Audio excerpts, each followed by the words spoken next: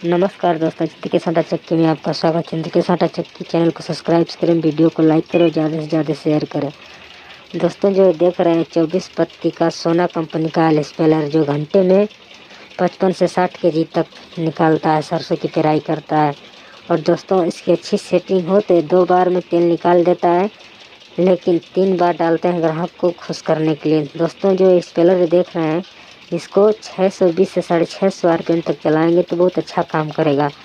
दोस्तों company 450 RPM चलाने के लिए करती है, बाकी उतना अच्छा काम नहीं कर रहा है। दोस्तों देखें तेल कितनी स्पीड से आ रहा है, देखिए दोस्तों कितनी स्पीड से तेल आ रहा है। तेल कितना साफ़ है दोस्तों।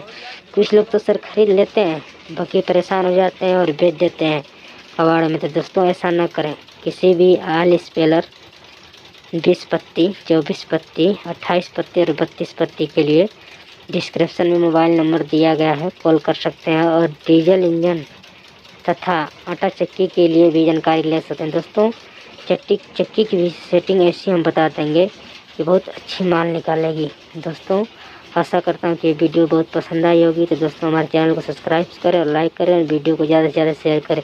दोस्तों देखिए कितनी स्पीड से तेल निकल रहा है दोस्तों, और बिल्कुल शांत चलता है, आवाज़ भी नहीं। देखिए खरी की स्पीड देखिए, खरी बिल्कुल बारीक भी आती है। तो दोस्तों नमस्कार, आशा करता हूँ कि आप लोग ठीक होंगे।